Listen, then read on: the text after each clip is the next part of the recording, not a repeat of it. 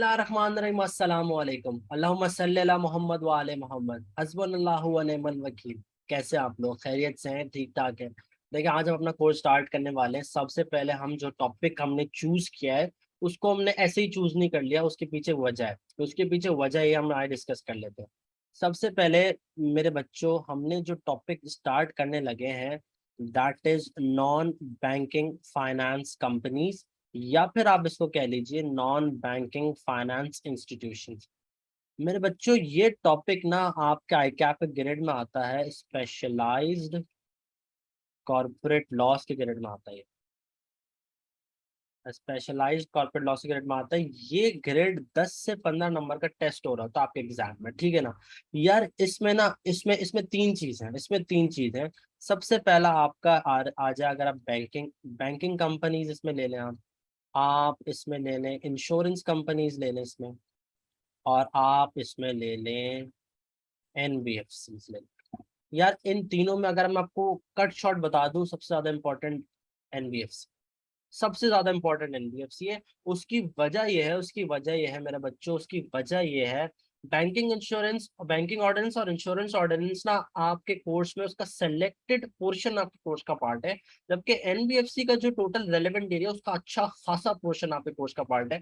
मतलब के यार, इसके कोई 20-22 सेक्शंस और इसके कोई 18-20 सेक्शंस ही आपके कोर्स में इंक्लूड किए गए हैं। बाकी पूरा का पूरा जो है वो आपके कोर्स का पार्ट नहीं है। लेकिन एनबीएफसी के अच्छे खासे प्रोविजन जहाँ पे कोर्स का पार्ट है।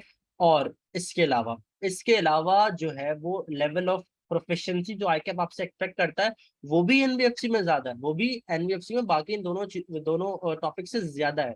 इसके अलावा आईकैप का फेवरेट एरिया भी है। इन तीनों में से आईकैप का ज्यादा फेवरेट एरिया है। इससे पहले का जो, अगर आप जो एग्जाम की जो मार्क्स वेटेज थी उसमें आप देखें तो सेपरेट एनबीएफसी को ग्रेड हासिल थी, सेक्शन बी में टेस्ट होता था ये। जबकि बैंकिंग और इंश्योरेंस उठा के ये आपके अदर लॉज में डाले गए थे। लेकिन अब इसका एक फाइनेंशियल इंस्टीट्यूशन का स्पेशलाइज्ड कॉर्पोरेट लॉस का अलग से ग्रेड बना दिया गया है। और इसमें भी जो है एनबीएफसी आईकैप का फेवरेट एरिया होने वाला है। अगर आप आईकैप की अपनी कोर्स सिलेबस उठा के देखें तो उसमें भी प्रोफिशिएंसी लेवल 3 का डिमांड है। लेवल 3 सबसे हाईएस्ट है, और बाकी बैंकिंग इंश्योरेंस में लेवल 2 का डिमांड किया गया, ठीक है ना। तो एनबीएफसी हमने ऐसे चूज नहीं कर लिया। अब काफी हमने चीजें आप एनबीएफसी पहले कवर कर लेंगे, आपको फिर बैंकिंग पढ़ने में आसानी होगी, इंश्योरेंस पढ़ने में आसानी होगी, ठीक है ना। क्योंकि जो एनबीएफसी के रेगुलेशन है उसी को थोड़ा चेंज करके बैंकिंग में जाएंगे, थोड़ा सा एडवांस हो जाएगा उसमें। मतलब वो आपका लेवल ऑफ डिफिकल्टी एडवांस नहीं होगा। फॉर एग्जाम्पल बैंक एनबीएफसी की कैपिटल रिक्वायरमेंट कम है, बैंक की कैपिटल रिक्वायरमेंट ज्यादा है। लेकिन कंपैरेटिवली बैंकिंग ऑर्डिनेंस बहुत आसान टॉपिक है इन कंपैरिजन विद एनबीएफसी। अच्छा, जब एनबीएफसी आप पढ़ लेंगे तो आपको इंश्योरेंस भी जो है वो आपको आसान लगेगा। क्योंकि अगर आप इंडिया में देखें, अगर हमारे जो पड़ोसी मुल्क है या फिर कोई और मुल्क में देखें, तो उसमें एवन इंश्योरेंस कंपनीज जो है वो भी एक एनबीएफसी कहला रही होती है, ठीक है ना।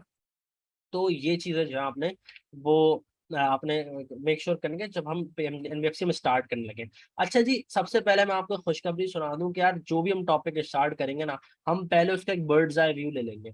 क्योंकि एग्जाम से जो 15 दिन पहले जो हम कोर्स अपना रिवाइज करने बैठते हैं, उस वक्त हमें समझ आता है कि यार इस टॉपिक की डायनामिक्स क्या है। उस वक्त हम कनेक्टिविटी कर पाते हैं, उस वक्त हम कनेक्टिंग द डॉट्स करते हैं। उस वक्त हम चीजें देखते हैं, अच्छा यार ये चीज इस तरह से थी, ये चीज इस तरह से थी। उस वक्त चीजें हमें समझ आ रही होती है, हमें पता होता है यार अब कर ले तो नेक्स्ट अटेम्प्ट में जो हम पास करें पेपर, और होता भी ये उस अटेम्प्ट में पास नहीं होता, नेक्स्ट अटेम्प्ट में पास हो जाते हैं, क्योंकि उस पेपर की डायनामिक्स हमें समझ आ जाती है यार। लेकिन हम ना अब पहले डायनामिक्स ही देख लेंगे कि यार इस टॉपिक के अंदर ये चीजें हैं, और इस तरह से जो हम करेंगे बर्ड्स आई व्यू हम हर टॉपिक स्टार्ट करने से पहले जरूर लेंगे, ठीक है, ये चीज। अच्छा, इसके अलावा यार अब जो है ना, मैं आपको एक चीज मैं आपको बताऊं, एक चीज मैं आपको बताता हूँ। यार, हम ना इसमें जो थ्योरी पढ़ेंगे ना, थ्योरी वो बराए थ्योरी नहीं होगी, वो प्रैक्टिकल चीज पढ़ने के लिए हमें समझने की जरूरत है। फॉर एग्जाम्पल, हम पढ़ रहे होंगे एनबीएफसी की टाइप्स क्या है, तो ये नहीं कि हमारे एग्जाम में कोई ऐसा क्वेश्चन आने वाला है कि एनबीएफसी की टाइप्स क्या होती है। ऐसा नहीं है, फाइनल एग्जाम में इस तरह से चीजें नहीं होने वाली है। हमने हमने पढ़ना इसलिए कि यार एग्जाम में हमें केस स्टडी आएगा। आप जब आगे जाके एनबीएफसी के प्रोविजन पढ़ेंगे, फॉर एग्जांपल एक एनबीएफसी किस कंपनी में कितना इन्वेस्ट कर सकती है, तो उसमें मुख्तलिफ एनबीएफसी के अलग अलग चीज है, मतलब एक एनबीएफसी की लाइबिलिटी कितनी होनी चाहिए, तो हर तरह के एनबीएफसी के अलग अलग है। तो for example you have to know what is a deposit taking NBFC, what is an asset management NBFC, what is a leasing NBFC, आपको सब पता होना चाहिए कि कौन सी कंपनी किस तरह से होती है। अच्छा, इसके अलावा जब हमें पता है कि यार हर तरह के एनबीएफसी पे अलग अलग तरह के प्रोविजंस लगने, तो वी हैव टू नो कि हम पे कैसे करेंगे। हम पे आपके एग्जामिनर तो अब आपको ये लिख के थोड़ी देने वाला है कि फला जो है ये एक ऐसी कंपनी है। अब आपको पता होना चाहिए कि लीजिंग बिजनेस क्या होता है। फॉर एग्जाम्पल आपके एग्जाम के केस में आए यार उसमें आए कि ना एक कंपनी है जो कि स्टार्टअप्स को इन्वेस्ट करती है, ऐसी कंपनी है जो कि स्टार्टअप्स को इन्वेस्ट करती है। तो अगर तो आपने ये नहीं पढ़ा, लेकिन डेफिनेशन याद नहीं करनी, उसको उसको प्रैक्टिकली समझना है। स्टार्टअप्स में इन्वेस्ट करने वाली एक वेंचर कैपिटल मैनेजमेंट कंपनी होती है, वो एक फंड मैनेजमेंट कंपनी के फंड मैनेजमेंट एनबीएफसी के अम्ब्रेला में आती है। फंड मैनेजमेंट एनबीएफसी पे अलग तरह की चीजें अप्लाई हो रही होती है, लैंडिंग एनबीएफसी में अलग तरह की चीजें अप्लाई हो रही है। मैं टर्मिनोलॉजी इस्तेमाल कर रहा हूँ, आप बिल्कुल घबराने की जरूरत नहीं है, बिल्कुल परेशान होने की जरूरत नहीं है। सुकून से बैठ जाए, you are in safe hands. आपको प्रॉपर तरह से जो है हम हर चीज लेके चलेंगे, कौन सी एनबीएफसी किस तरह की होती है, पूरा मतलब बेसिक्स से उठा के आपको एडवांस की तरफ लेके जाएंगे। हाथ पकड़ के उंगली पकड़ के इंशाल्लाह आपको exam, you will ace the exam आराम से, ठीक है ना। उसके अलावा बाद आपको इवन एग्जाम जब आप पास करने के बाद आपको इंशाल्लाह कॉर्पोरेट वर्ल्ड में इंशाल्लाह आपको फायदा होगा। आप इस तरह से चीजें लेके चलेंगे इंशाल्लाह, ठीक है ना। अच्छा जी, सबसे पहले मैं आपको एक बर्ड्स आई व्यू दे दूं। अच्छा, उसमें जाने से पहले हम एक और चीज देख लेते हैं कि यार इस एनबीएफसी का that that you have you will you know कि हमें जो है, हमने ओरिएंटेशन क्लास में डिस्कस किया था कि यार हम जो है ना, हम ऐसे नहीं करेंगे कि लॉज में से वो चीज उठाई, डेफिनेशन उठाई, उसी में खोल खोल के चीजें डिस्कस कर रहे हैं। इस तरह से नहीं, ना कोई मैं आपको लॉ की उठा के मीनिंग बता दूंगा, और ना ही कोई मैं एल्बर्ट आइंस्टाइन मिलकर ऐसी कोई कनेक्टिविटी बिठाने की कोशिश करूंगा जो बैठती नहीं है, ठीक है ना। इस तरह से हम चीजें लेके नहीं चलेंगे। हमने ओरिएंटेशन क्लास अगर आपने नहीं देखी, आप सबसे पहले देखें, 1.5 घंटे की ओरिएंटेशन क्लास है, यूट्यूब पे मौजूद है, पोर्टल पे इंशाल्लाह मौजूद होगी। आप ओरिएंटेशन क्लास पहले देखें, हमको समझ आएगा कि हम किस तरह से हमारा कोर्स लेके चलेंगे, ठीक है ना। अच्छा, मैं बताने के इधर मकसद ये है कि जैसे हमने लॉस को क्लब कर दिया है अंडर टॉपिक्स, तो अब एनबीएफसी में हमने 3 लॉस को क्लब किया, एनबीएफसी के टॉपिक में हमने 3 लॉस को क्लब किया है। हमने सबसे पहले क्लब किया इसमें कंपनीज ऑर्डिनेंस 1984 का सेक्शन 282। सर, कंपनीज ऑर्डिनेंस 1984 कहाँ से आ गया? यार कंपनीज एक्ट 2017 आ गया है, लेकिन एनबीएफसी के लिए अभी भी आपका कंपनीज ऑर्डिनेंस 1984 के ही सेक्शन जो है वो अप्लाई हो रहे होते हैं, ठीक है ना। तो आपने अभी भी कंपनीज ऑर्डिनेंस 1984 का सेक्शन 282, इवन आपकी जो ओपन बुक है जो आप अपने एग्जाम में लेके जा सकते हैं, उसमें भी एग्जामिनर ने जो है, वो आपके कंपाइलर ने जो है आपकी सेक्शन 282 डाला है ऑफ द कंपनीज ऑर्डिनेंस 1984। अच्छा, इसके अलावा सर एनबीएफसी रूल्स है 2003 के, एनबीएफसी के एस्टैब्लिशमेंट और रेगुलेशन के रूल्स हैं 2003 के, वो भी इसका पार्ट है। अच्छा, इसके अलावा एनबीएफसी और एंड नोटिफाइड एंटिटीज रेगुलेशंस हैं 2008 की, ये भी आपके इस सेक्शन का पार्ट है। तो हमने 3 चीजें पढ़ने वाले हैं, ये 3 चीजें जो हम पढ़ने वाले हैं, कंपनीज ऑर्डिनेंस 1994 का section 282, NBFC rules 2003 and NBFC and notified entity regulation 2008। Notified entity sir क्या होती है, हम डिस्कस करेंगे जब हम आपको बताएंगे यार कौन सी नोटिफाइड एंटिटीज होती हैं, ठीक है ना। तो सुकून से बैठ जाइए, कोई टेंशन लेने की जरूरत नहीं, हम हर चीज को जबरदस्त तरह से इंशाल्लाह कवर करने वाले हैं। यार सबसे पहले आइए बर्ड्स आई व्यू ले लेते हैं। अच्छा जी मेरे बच्चों, यार ये नॉन बैंकिंग फाइनेंस कंपनीज के एरिया में हम क्या क्या चीजें डिस्कस करने वाले हैं। सबसे पहले हम डिस्कस करेंगे एनबीएफसी होती क्या, उसकी टाइप्स क्या क्या होती हैं। सर हमने बता दिया कि हम ये डिस्कस करना क्यों जरूरी है, ताकि हम इसमें रेलेवेंट प्रोविजन आसानी से अप्लाई कर सकें, ठीक है ना। इसके अलावा यार इसमें इनकॉर्पोरेशन किस तरह से होती है, एक एनबीएफसी किस तरह से इनकॉर्पोरेट होती है, किस तरह से ये जन्म लेती है, फिर ये लाइसेंस किस तरह से लेती है काम करने का, उसके बारे में बात करेंगे, उसका क्या हिसाब किताब है। फिर हम देखेंगे यार एनबीएफसी के जो है वो रेटिंग होती है एनबीएफसी का ना, जैसे बैंक की रेटिंग होती है ना, ऐसी एनबीएफसी की भी रेटिंग होती है कि इस एनबीएफसी को किस तरह की रेटिंग करानी है, उससे क्या, उसको पढ़ते कैसे हैं, उसको रीड किस तरह से करते हैं, तमाम चीजें देखने वाले हैं हम। फिर उसके अलावा कुछ रिस्ट्रिक्शन है कि एनबीएफसी पे कि यार फला तरह का काम नहीं कर सकते आप, फला तरह का बिजनेस नहीं कर सकते, फला तरह की इन्वेस्टमेंट नहीं कर सकते। तो ये जरूरी इस वजह से ताकि, अच्छा, ये सब चीजें ना कनेक्टेड है, ऐसा नहीं अलग अलग है। यार अब इसमें यह है कि अगर एक एनबीएफसी की रेटिंग फला है, फॉर एग्जांपल डबल ए है, तो उसके लिए ये रेस्ट्रिक्शन है, उसके लिए ये लाइबिलिटीज है, सब हर चीज कनेक्टेड है। आपको समझने की जरूरत है, तो बड़ा अच्छी तरह से हमने उसको डिजाइन किया ताकि आपको स्टेप बाय स्टेप पूरी चीज जो है वो पिक्चर आपको पूरी क्लियर हो जाएगी, कोई टेंशन लेने की जरूरत नहीं है। अच्छा इसके अलावा सर, इसके अलावा ना ये है एक्सपोजर, एक्सपोजर लिमिट्स है। सर एक्सपोजर लिमिट्स को आपने इतनी इज्जत क्यों दी, अलग अलग कलर में क्यों लिखा? यार एक्सपोजर लिमिट ना, ये इसमें ये है एक्सपोजर होता क्या है, एक एनबीएफसी ना किस इदारे को कितना फाइनेंस प्रोवाइड कर सकते हैं, इस इदारे को कितना लोन प्रोवाइड कर सकते हैं, किस इदारे को, किस इंडिविजुअल को कितने गारंटी प्रोवाइड कर सकता है।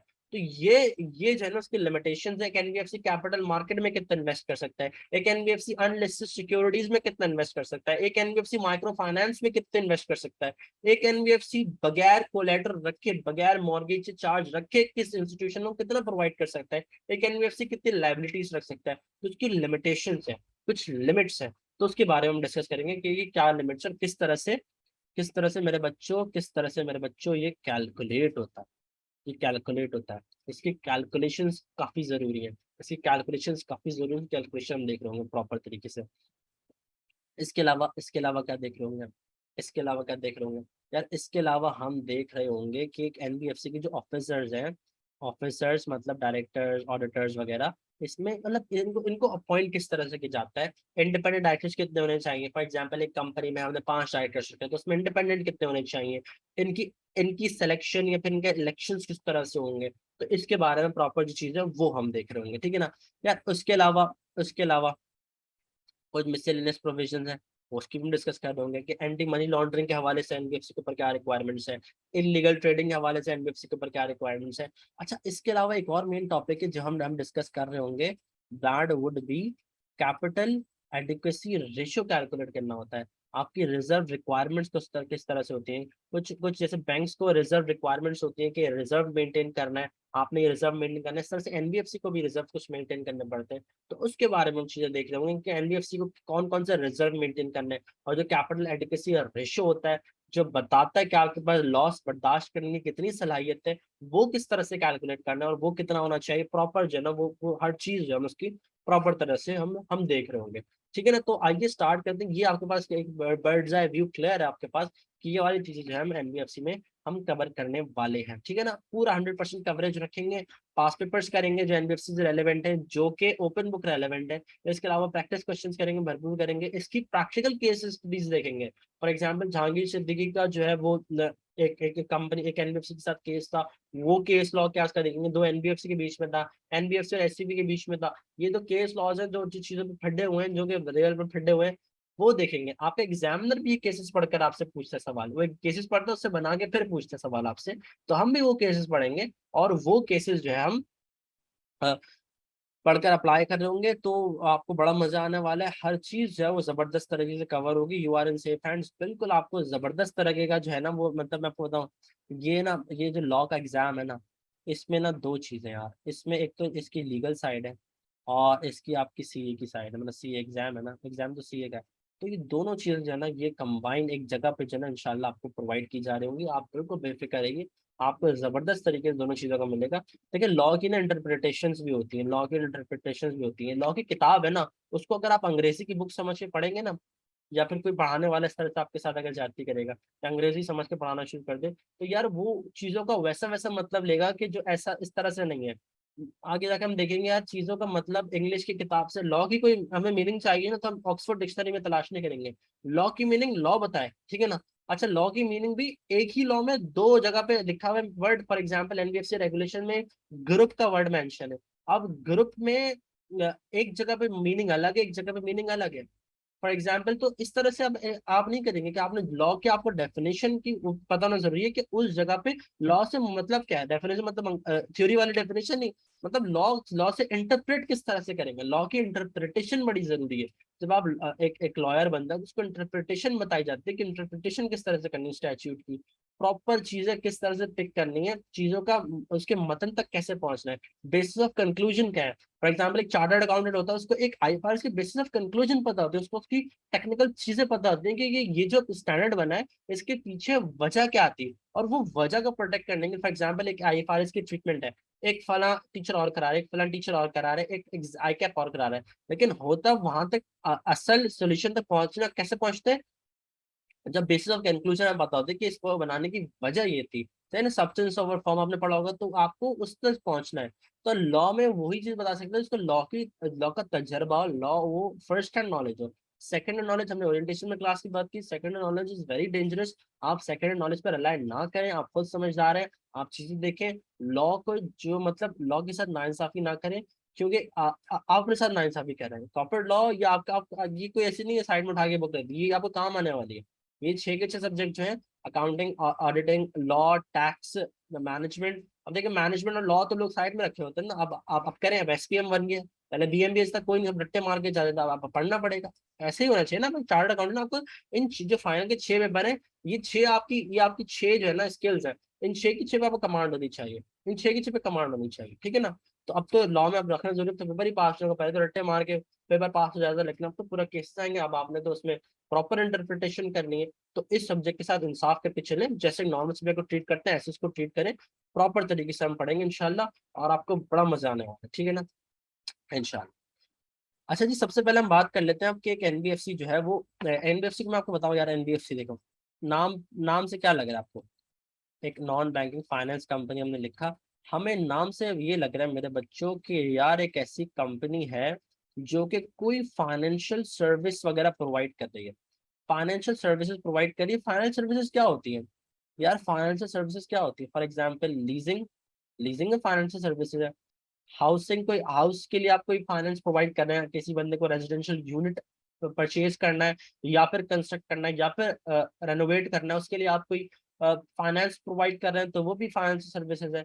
कोई बंदा आपके पास बिल लिया है और आप बिल को डिस्काउंट करके दे दें, उस बिल को आप उसकी 3 साल बाद वाली पेमेंट उसको आज कर दें, डिस्काउंटिंग सर्विसेज दें, तो वो भी जो है वो फाइनेंशियल सर्विस कहलाती हैं। आप लोग एसेट मैनेज करते हैं, आप एसेट मैनेजमेंट में काम करते हैं, ये भी फाइनेंशियल सर्विसेज कहलाती हैं, ठीक है ना। फाइनेंशियल सर्विसेज मेरे बच्चों बैंक्स प्रोवाइड करते हैं जनरली, लेकिन अगर एक ऐसी कंपनी है जो कि यही काम कर रही है, बैंक से मिलता जुलता काम कर रही है, लेकिन लेकिन बैंक नहीं है, लेकिन बैंक नहीं है, बैंक से मिलता जुलता काम करिए लेकिन बैंक नहीं है, तो ऐसी कंपनी का एनबीएफसी कहेंगे। अच्छा, अब मेरे बच्चों, मैं आपको बोला कि बैंक से मिलता जुलता काम, बैंक क्या करते हैं, आगे देख लेते हैं बैंक क्या करते हैं। यार बैंक क्या करते हैं, ये एक बैंक है सर, बैंक क्या काम करते हैं सर, बैंक ना यहाँ से डिपॉजिट्स लेते हैं और लोन या इन्वेस्टमेंट देते हैं। बैंक ने डिपॉजिट लिया और लोन या इन्वेस्टमेंट दी।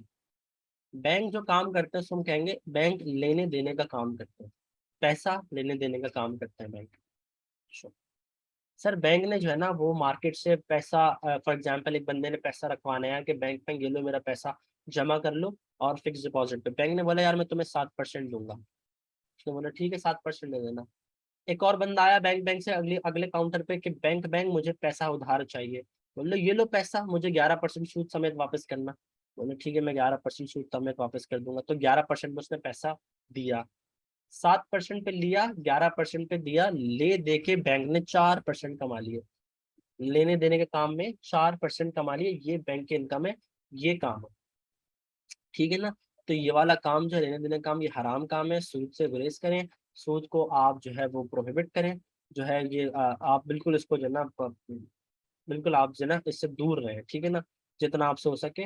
दिल में बुरा समझे, कोई बुराई है तो उसको हाथ से नहीं रोक सकते तो जबान से रोकें, जबान से रोकें, दिल में बुरा समझे, लेकिन एक बुरी चीज़ है और ये बुरा काम है, तो अल्लाह और अल्लाह के रसूल ने जो है इसको इसको प्रोहिबिट किया है।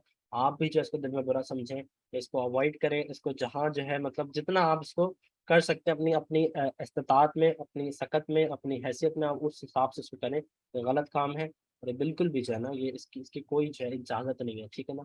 तो ये लेने देने का काम है बैंक का, और इस तरह से बैंक ने पैसे कमा लिए। अच्छा जी। यार एक एनबीएफसी क्या करता है, एनबीएफसी क्या करता है मेरे बच्चों, ये एनबीएफसी है, ये एक एनबीएफसी है, ठीक है ना, ये एक एनबीएफसी। इसने भी जो है ना वो, ये यहाँ पर ये भी ना लोन लोन प्रोवाइड करती है, तो उसको हम कहते हैं एक लैंडिंग एनबीएफसी, जो कि लोन प्रोवाइड करती है, और एक ऐसी एनबीएफसी होती है जो कि इन्वेस्टमेंट का प्रोवाइड करती है, ठीक है ना, इन्वेस्टमेंट करती है, ठीक है, या फिर फंड्स को मैनेज करती है, ठीक है। अच्छा, ये तो वही हो गया, बैंक की तरह हो गया कि भाई लोन प्रोवाइड करना या फिर फंड्स मैनेज करना या फिर इन्वेस्ट करना। लेकिन ना ये तो बिल्कुल सेम है, लेकिन डिपॉजिट्स ना, डिपॉजिट्स डिपॉजिट्स की जहां बात है, तो एनबीएफसी, मेरे मेरे वर्ड्स को गौर सुनिएगा, एनबीएफसी जनरली डिपॉजिट्स नहीं लेती, एनबीएफसी जनरली डिपॉजिट्स नहीं लेती। सर जनरली डिपॉजिट्स नहीं लेती मतलब there can be a case where NBFC takes deposit, yes there can be a case, there can be a case जहां पर एनबीएफसी डिपॉजिट्स ले रही हो।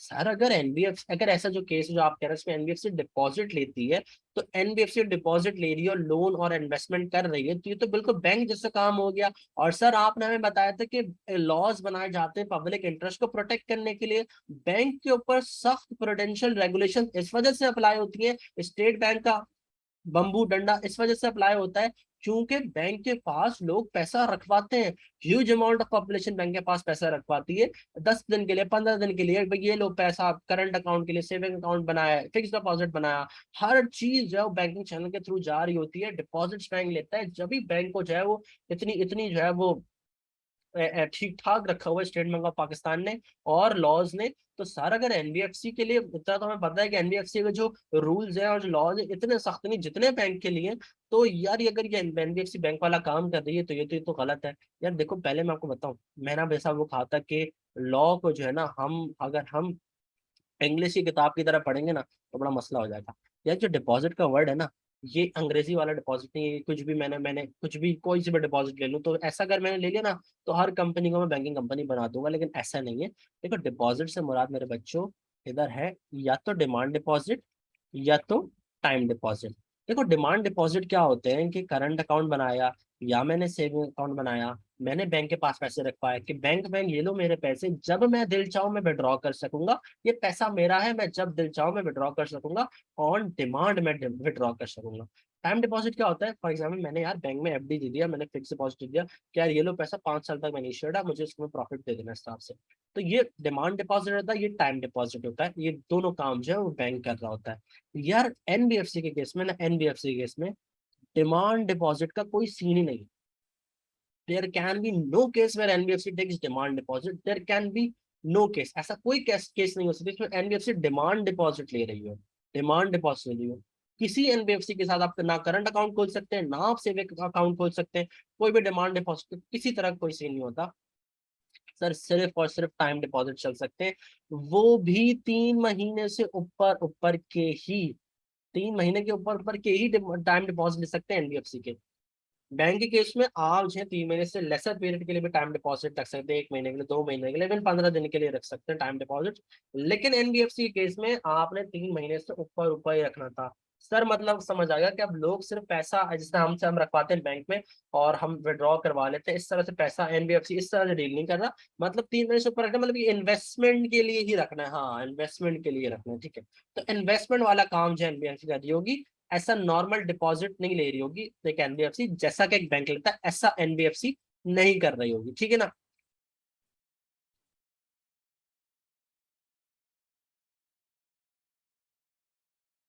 अच्छा जी, हमें समझ आ गया, अब हमें समझ आ गया।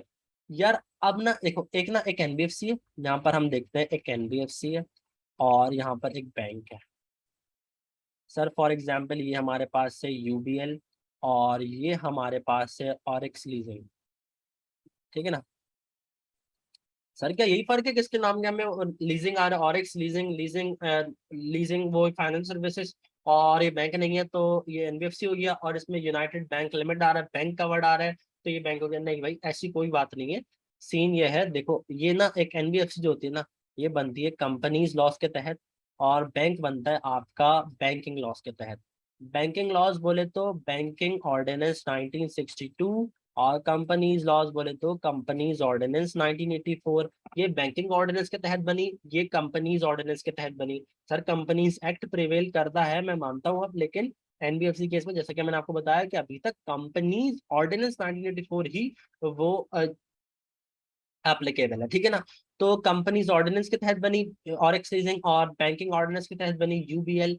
सर इसने जो है ना, इसकी इसकी जो पप्पा है ना वो है एसईसीपी, इसके पापा एसईसीपी हैं, और इसके जो पापा हैं वो है स्टेट बैंक ऑफ पाकिस्तान। इसकी regulatory authority State Bank of Pakistan है, इसकी regulatory authority Security and Exchange Commission of Pakistan, ठीक है ना।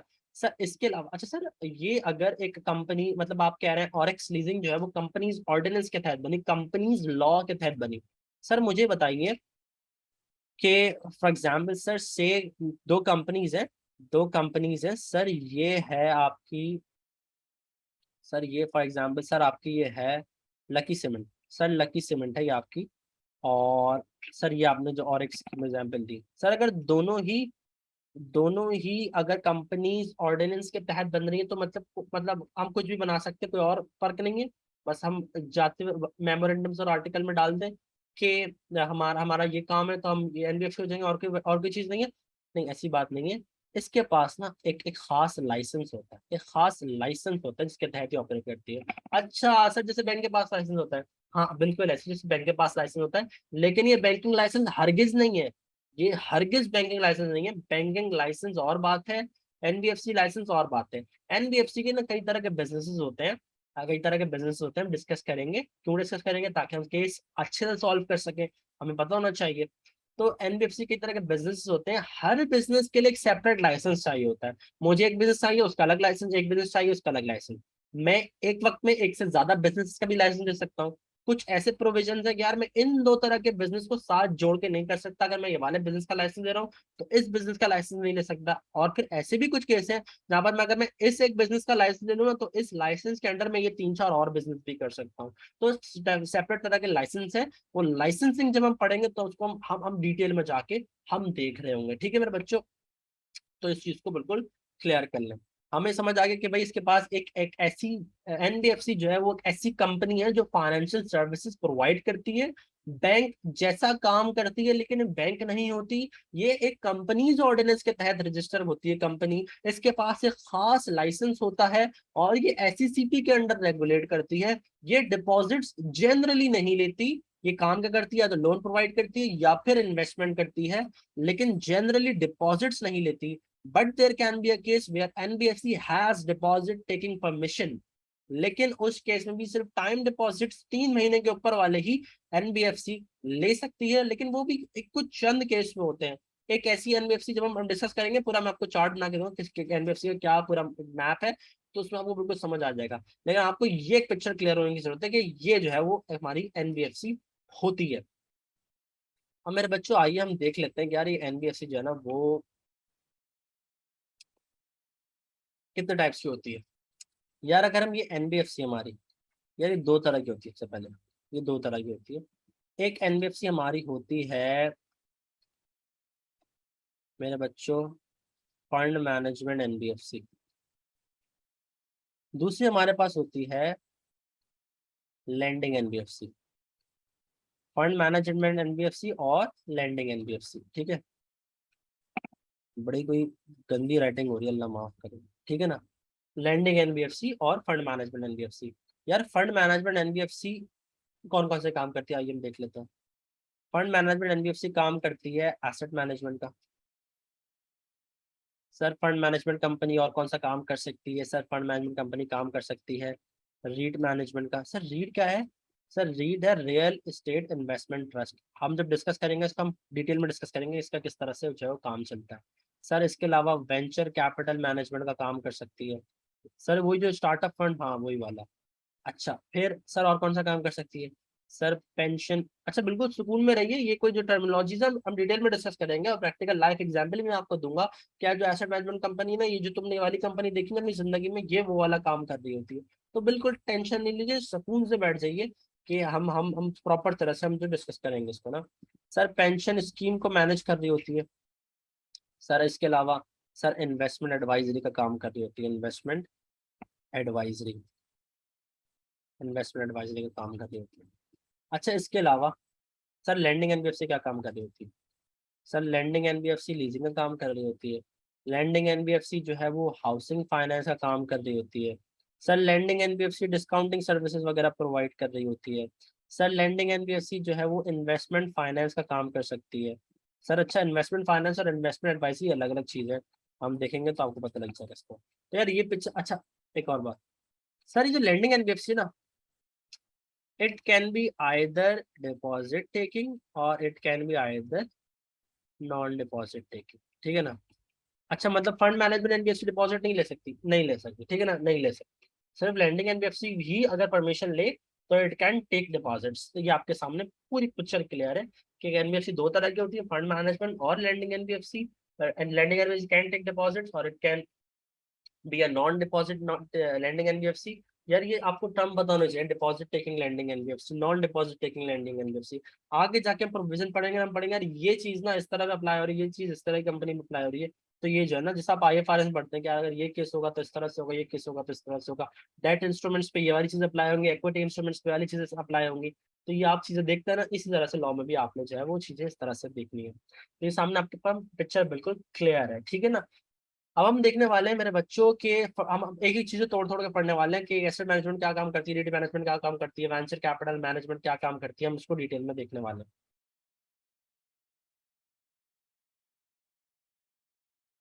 अच्छा जी आइए हम देख लेते हैं।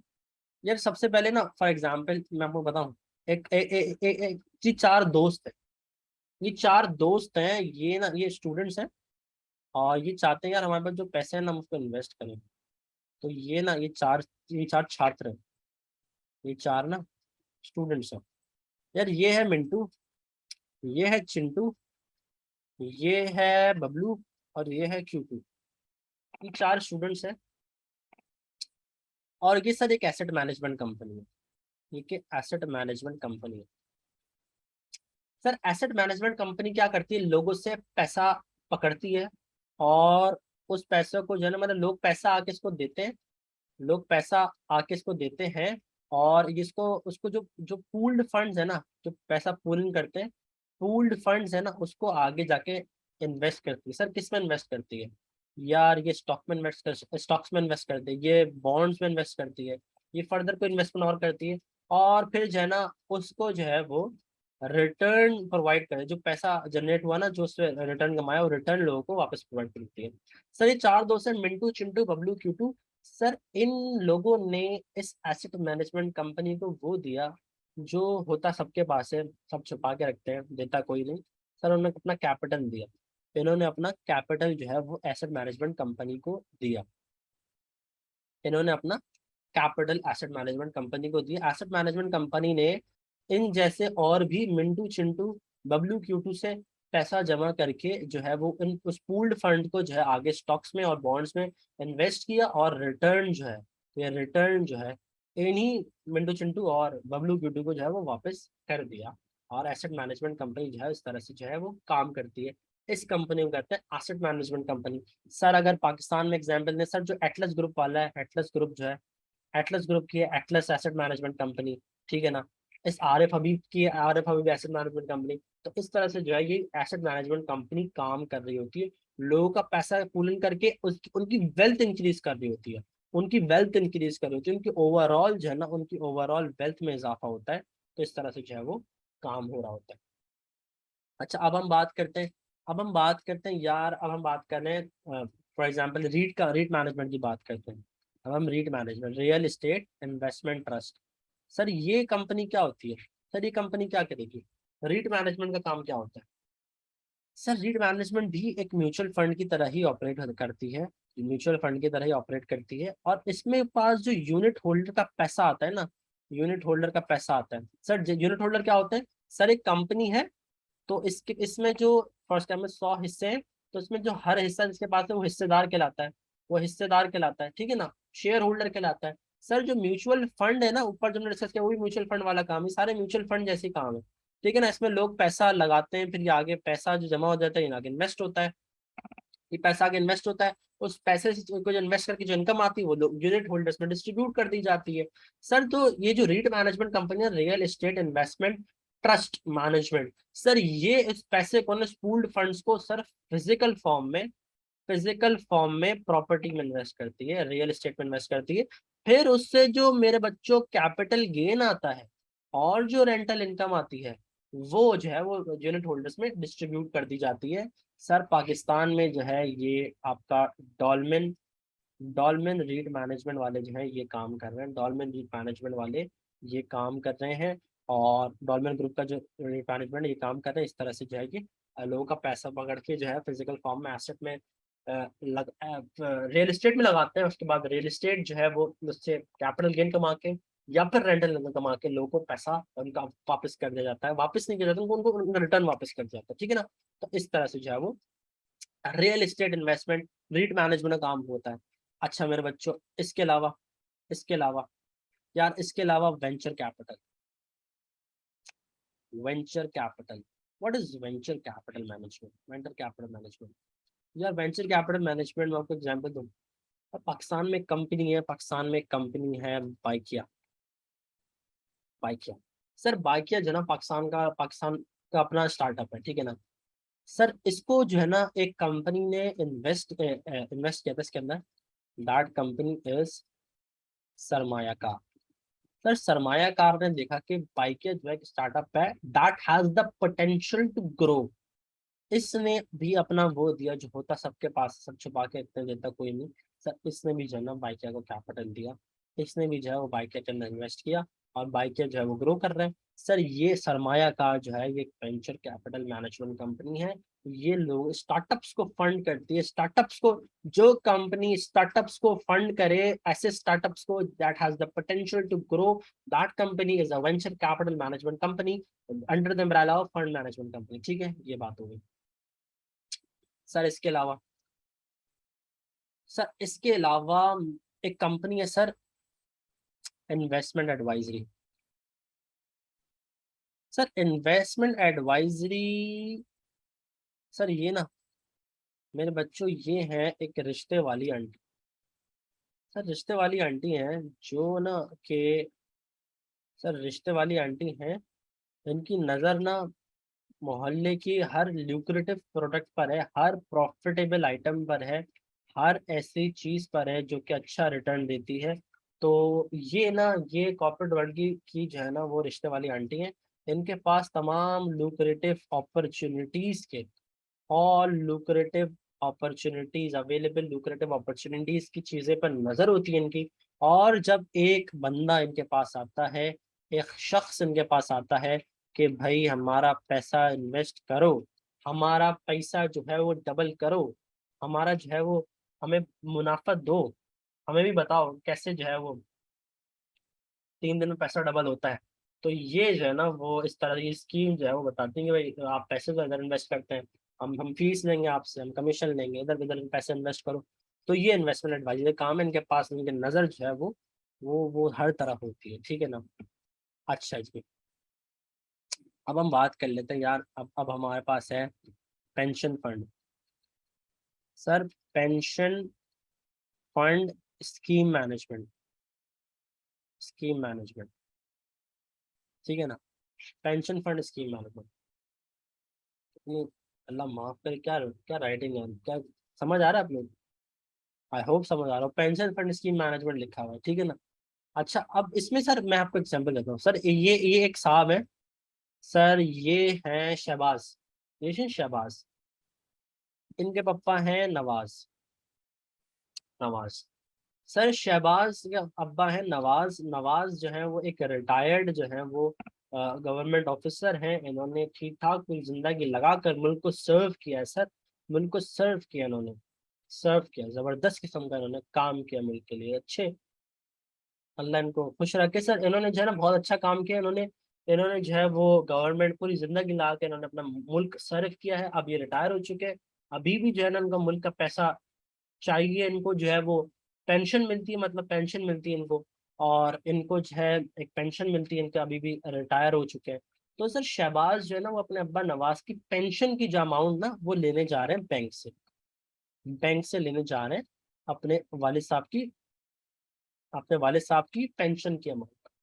सर जो शहबाज जो जा रहे होते हैं ना बैंक की तरफ जो बढ़ रहे होते हैं, तो इनको ऐसा इनको बोलते हैं यार मेरे अब्बा की तो नवाज साहब की तो बिल्कुल जबरदस्त सेटिंग है, मेरी तो सेटिंग ही कोई नहीं, मैं क्या करूंगा, मेरी भी सेटिंग बनाओ। ठीक है ना, मेरी भी सेटिंग बनाओ। तो वो सोचते हैं मैंने तो इस तरह से सर्व नहीं किया मुल्क को, तो मेरी सेटिंग कैसे बनेगी, मेरे पास तो कोई पेंशन नहीं आती है, मेरी तो कंपनी में कोई पेंशन का सरल सिस्टम नहीं है, तो क्या क्या क्या किया जाए। सर इनके एक दोस्त आते हैं, इनके दोस्त आते हैं सर इनके दोस्त आते हैं, ये मौलाना साहब होते हैं। सर एक मौलाना साहब है, ये इनके दोस्त भी हैं। ये मौलाना साहब है, ये मौलाना साहब कहते हैं यार तुम जो है ना शहबाज, तुम्हारी सेटिंग भी अच्छी बनाते हैं हम, तुम्हारी सेटिंग इस तरह से बनाते हैं, देखो तो तुम्हारे कंपनी में तो कोई पेंशन की स्कीम नहीं है ना यार, लेकिन ना ये मीजान वाले हैं, अल मीजान वाले हैं। तो मौलाना साहब जो है वो शहबाज साहब को कहते हैं कि यार अल मीजान वाले, उनकी तहफ्फुज स्कीम है एक, वो ये है कि तुम जो है ना एक पैसा कमाओ, जिस तुम पैसा कमाते हो सैलरी, और एक एक अमाउंट उनको डिपॉजिट करते रहो, उनको उनको जमा कराते रहो, हर महीने एक अमाउंट उनको जमा कराते रहो, और उस अमाउंट को जो है ना वो उस फंड में तुम्हारे डालते रहेंगे, तुम्हारे फंड में डालते रहेंगे, फिर उस पैसों को इन्वेस्ट करेंगे, बढ़ाएंगे जिस तरह से उनका है। ये शरिया कमरान, ये मौलाना साहब है, तो इनको तो ये तो जबरदस्त है ना, ये इनको पता है चीजें, तो इन्होंने जो उनको बोला कि भाई ये शरिया कंप्लाइंट चीज है, और इसमें जो है वो पैसा लगाओ, और फिर तुम्हारा इन्वेस्टमेंट हो जाएगी, तो ये एक्यूमुलेटेड फंड आएगा ना तुम्हारे पास, एक्यूमुलेटेड फंड जो हो जाएगा तुम्हारे पास जब तुम रिटायर हो जाओगे, तुम 60 के हो जाओगे, पर जब भी तुम रिटायरमेंट एज तुम डिसाइड करो, तो जब तुम रिटायर हो जाओगे तो अक्यूमुलेटेड फंड में से जो है ना वो 50% पैसा तुम्हें फौरन मिल जाएगा, और बाकी 50% पैसा तुम्हें अगले 10 साल में या 12 साल में एक रेगुलर इनफ्लो के तौर पे मिलता रहेगा। तो मौलाना साहब ने जो है वो शहबाज साहब का हाथ थामा, और उनको जो है वो इस चीज में लगा दिया, और उनको भी नवाज साहब की तरह जबरदस्त किस्म का जो है वो उनकी भी सेटिंग जो है वो कर दी। ठीक है ना, तो सेटिंग कर दी है। अब जो है इसमें ये है कि ये भी जो है वो पैसे जमा कराएंगे, और वो पैसा जो है मीज़ान तहफ़्फ़ुज़ वाले वो रखेंगे, और उसको इन्वेस्ट करेंगे, और जब जब जो है शहबाज साहब रिटायर हो जाएंगे तो उनको भी जो है वो पैसा मिलता रहेगा। ठीक है, तो ये जो है वो पेंशन फंड स्कीम मैनेजमेंट का काम है, ये जो है वो काम पेंशन स्कीम मैनेजमेंट कंपनी जो है वो करती है। ठीक है, तो ये जो है पिक्चर आपको पूरी क्लियर हो गई कि ये जो है क्या एनबीएफसी फंड मैनेजमेंट, एनबीएफसी क्या काम करती है मेरे बच्चे एसेट मैनेजमेंट का काम करती है, इन्वेस्टमेंट एडवाइजरी का काम करती है, रीट मैनेजमेंट का काम करती है, वेंचर कैपिटल मैनेजमेंट का काम करती है, पेंशन फंड स्कीम मैनेजमेंट का काम करती है। ये 5 बिजनेस फंड मैनेजमेंट के अम्ब्रेला में आते हैं। ये देखो यार, ये ना ऊपर हमने बनाया था, कहाँ बनाया था मेरे बच्चों, हमने कहाँ बनाया था, हमने कहाँ बनाया था, कहाँ बनाया था, ये रहा। अब इसमें जो है ना ये मैप जो है ना आपने आपने अपने जहन में रखना है, ये मैप जो है ना आपके सामने रहना चाहिए। फंड मैनेजमेंट के अंदर ये वाले बिजनेस, लेंडिंग के अंदर ये वाले बिजनेस।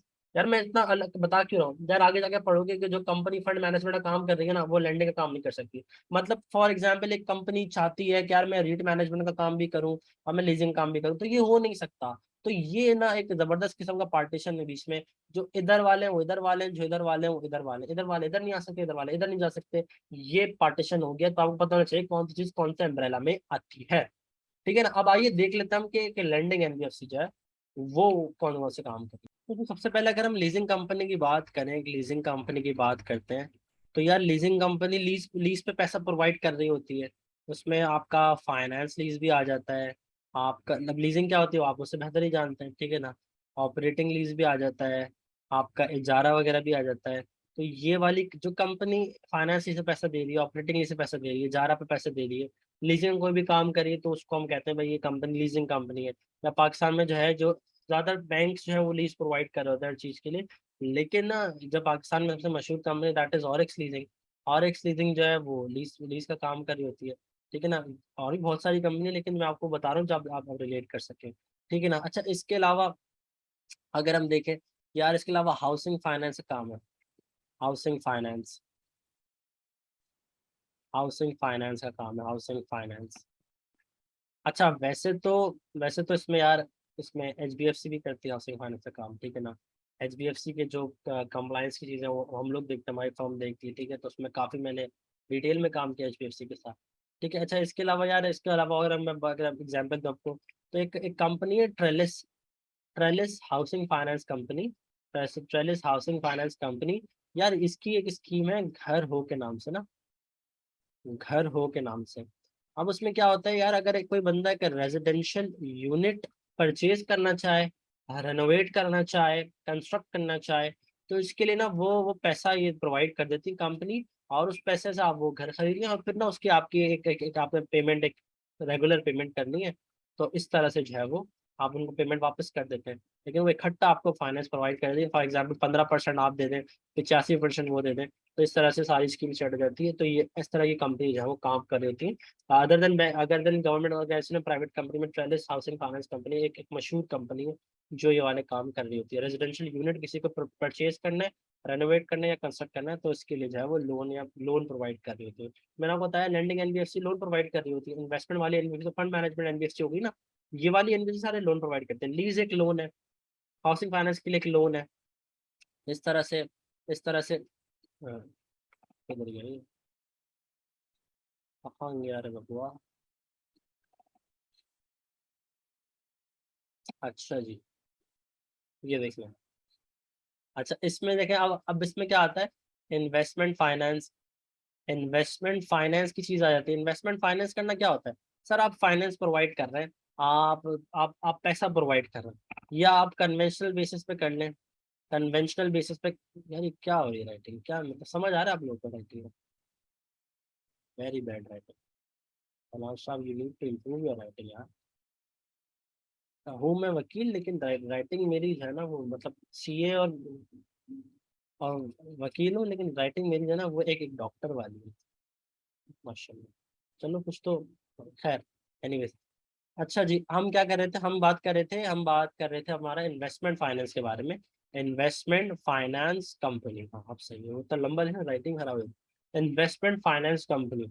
अच्छा, इन्वेस्टमेंट फाइनेंस कंपनी सर ये फाइनेंस प्रोवाइड कर रही होती है आइदर ऑन कन्वेंशनल बेसिस या फिर आइदर ऑन इस्लामिक बेसिस। भले इस्लामिक बेसिस पे कर रही हो या फिर कन्वेंशनल बेसिस पे कर रही हो, और बैंक नहीं है और फाइनेंस प्रोवाइड कर रही है, तो वो जो है आपकी इन्वेस्टमेंट फाइनेंस कंपनी होगी। ठीक है ना? तो ये जो है वो पैसा प्रोवाइड करते हैं। किस चीज के लिए पैसा प्रोवाइड करेंगे यार? या कुछ भी आपको काम करना है ना, कुछ भी काम करना है। अच्छा, ये वो कंपनी है ना, मतलब वैसे तो आप देखें ना, ये लीजिंग में पैसा प्रोवाइड करना है, हाउसिंग फाइनेंस के लिए भी फाइनेंस प्रोवाइड करना है। तो यार ये ना मतलब ये वाले, अगर आपको इन्वेस्टमेंट फाइनेंस कंपनी का लाइसेंस है ना, तो आप लीजिंग भी कर सकते हैं, आप हाउसिंग फाइनेंस भी कर सकते हैं। अब हम डिस्काउंटिंग डिस्कस करेंगे तो आप डिस्काउंटिंग भी इसमें कर सकते हैं। तो किसी भी तरह का फाइनेंस प्रोवाइड करना, either conventional basis either Islamic basis, that is investment finance company. आप किसी भी तरह का जो है वो फाइनेंस प्रोवाइड करें, that is investment finance company. ठीक है? तो इसके अलावा लास्ट हमारे पास आ जाता है discounting company, discounting services, discounting services. अब ना यार इसमें क्या होता है, फॉर एग्जांपल मैं आपको एक 2 मिनट मेरी बात सुन लें, बड़े गौर से बात सुन लें 2 मिनट, अगर आपको इसका नहीं पता एकदम पिक्चर क्लियर कर लें। देखो होता ये है, हमने मेरे बच्चों, हमने गुड्स है ना, हमने गुड्स सोल्ड किया। अब जबरदस्त राइटिंग हो रही है यार, क्या राइटिंग हो रही है यार, माशाल्लाह, नजर ना लगे मेरी राइटिंग में। अच्छा जी, अब जो है ना ये गुड्स सोल्ड हमने जो है वो किए, हमने हमने हमने गुड्स बेच दिया और इनवॉइस जनरेट हो गई मेरे बच्चों, इनवॉइस जनरेट हो गई हमारी, इनवॉइस जनरेट हो गई है।